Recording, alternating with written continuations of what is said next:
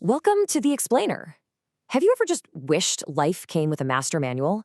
A literal playbook for making the right daily decisions?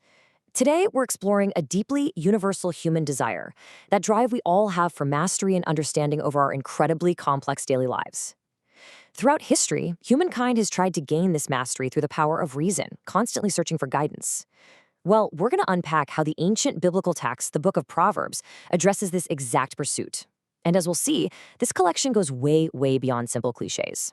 It actually operates as a sophisticated, lifelong instructional course designed to teach us something profoundly difficult to master: true discernment.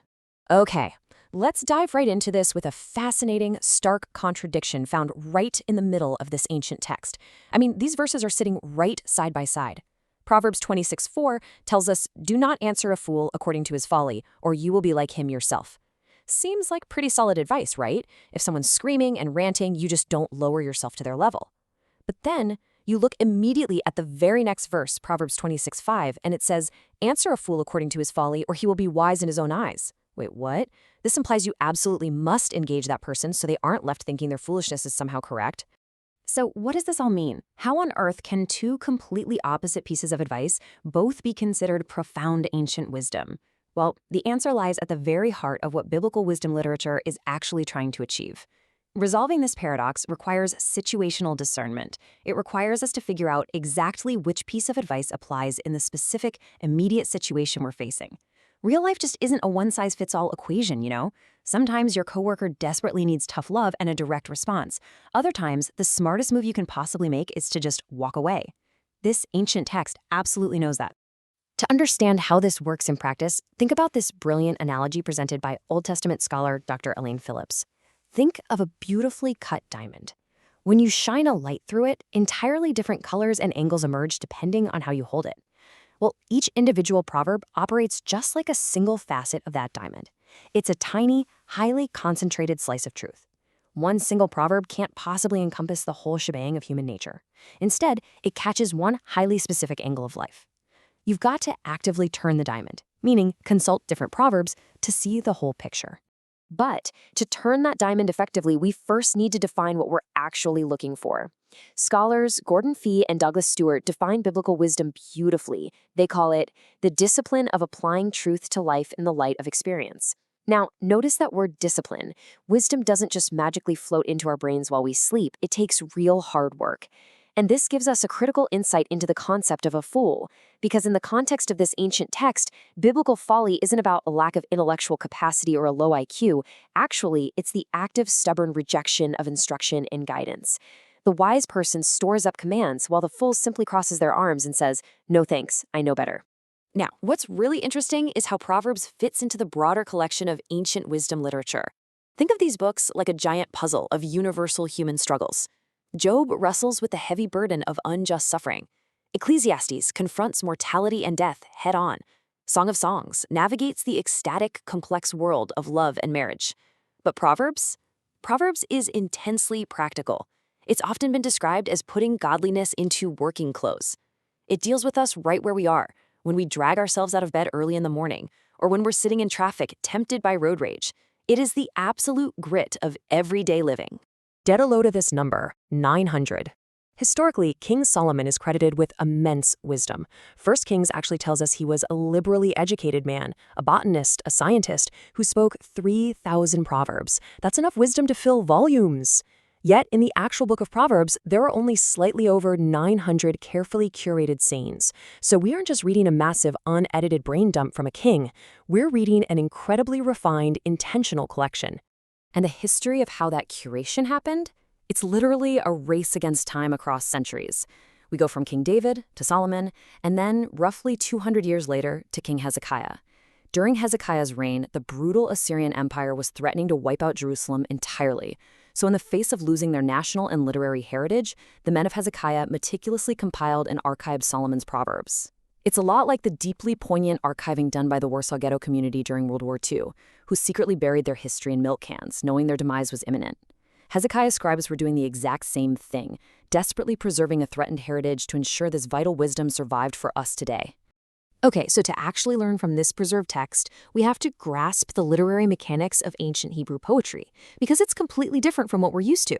Instead of rhyming sounds like we do in the West, ancient Hebrew poetry rhymes ideas. It's a technique called conceptual parallelism, and it generally takes one of three forms. Synonymous, where the first line is basically repeated with different words. Antithetical, which slaps you with stark opposites. And synthetic, where the second line actually builds upon and adds a new layer to the first. And this brilliantly illustrates how the text works as an educational tool. Let's look at an example of antithetical parallelism, setting up a stark contrast. This tool is used heavily in chapters 10 through 15. The text reads, "Righteousness delivers from death, but ill-gotten treasures have no lasting value." See what it's doing? This isn't just pretty poetry for the sake of art. By placing two totally different choices side by side, the text practically forces your brain to weigh them against each other. It's like a mental gym, effectively training the mind to build that absolutely crucial skill we talked about earlier, discernment. Now, if you think this book is just a random grab bag of ancient quotes, actually, scratch that. It operates almost exactly like a lifelong college syllabus, starting with crystal clear course objectives in Chapter 1, moving through an extended praise of wisdom, then diving into the concentrated single-verse lessons, and finally expanding into longer character developments and historical additions. The whole thing is a highly structured educational framework explicitly designed to take someone naive and transform them into a deeply discerning human being. So the crucial point is how all of this structure builds to a massive, dramatic narrative climax. In the first 9 chapters, the text essentially personifies two competing forces in the world. On one side, in the right corner, we have Lady Wisdom. On the other side, we have Dame Folly. In Chapter 9, these two characters go head-to-head. They are fiercely competing for the souls, the attention, and the allegiance of the young and inexperienced. Now, you've got to hear this detail because it is absolutely staggering. Let the simple come in here. This is the invitation shouted out by Lady Wisdom to those walking by. But shockingly, if you read the text, it is the exact identical opening invitation shouted by Dame Folly. They both start their pitch with the exact same words. And this perfectly captures a terrifying truth about real life. Destructive folly rarely looks evil at first glance. It masterfully disguises itself as an appealing, totally legitimate option. If we don't have our thinking completely straight, we can be very easily enticed by folly simply because her invitation sounds so incredibly similar to the invitation of wisdom. But here's the catch. While their invitations sound identical, their paths lead to entirely different outcomes. Lady Wisdom promises that the fear of the Lord leads to true life and deep understanding. Dame Folly, on the other hand, leans in and whispers that stolen water is sweet and food eaten in secret is delicious. She tempts us with the thrill of wrong choices. You know, the petty thefts, the betrayals, taking the easy way out. But the text bluntly warns that her guests end up in the depths of Sheol, the grave. The explainer's message here is huge. The slippery slope to ruin isn't usually one giant leap. It's paved with tiny, seemingly sweet, secretive daily choices. Let's move to and see how this builds to the grand finale. This cosmic battle between wisdom and folly culminates at the very end of the syllabus in chapter 31 with a famous acrostic poem about the virtuous woman, or the Eshet She'il in Hebrew. Now listen, she is not some impossible standard of domestic perfection to make everyone feel guilty. Structurally, she's actually presented as the ultimate living counterargument to the threat of Dame Folly. Where folly is loud, undisciplined, and actively tears down life, the virtuous woman is the brilliant, functioning embodiment of Lady Wisdom in the real world, speaking faithful instruction and actively building up her community. So this ancient text essentially leaves us standing right at a crossroads. We've been equipped with the tools to see the different facets of truth, but it still requires us to make a move. The syllabus has been laid out, the contrast has been drawn, and the diamond has been held up to the light for us to see. Which leaves us with a final, massive thought to reflect on. In the chaotic, everyday noise of your own life, when two invitations sound exactly the same, will you have the discipline to answer the call of Lady Wisdom, or will you be seduced by the whispers of Dame Folly?